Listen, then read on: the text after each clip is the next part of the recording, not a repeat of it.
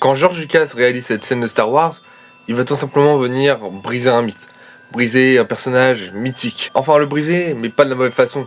Quand Luke va venir retirer le masque de Dark Vador, il va tout simplement venir imposer sa vision du méchant.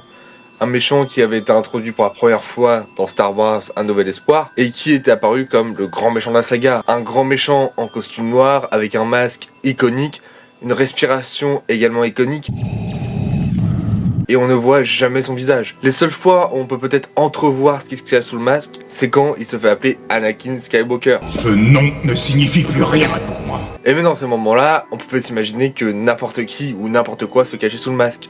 Mais quand Luke vient donc révéler le vrai visage de Anakin, c'est tout un monde qui s'écroule, là où Lucas va venir imposer sa vision de Anakin Skywalker et va donc briser tout le côté mystérieux de Dark Vador. Et c'est là toute la magie de Lucas, car même dans les épisodes 1, 2 et 3, il va venir nous raconter les origines de Vador, et donc là encore une fois, briser tout le mystère qu'il y avait derrière, de pourquoi il a le visage cramé, de pourquoi il est devenu Vador, et il va venir rendre plus humain ce personnage qu'on pensait mythique. Alors, est-ce qu'avoir fait ça, c'est une bonne chose ?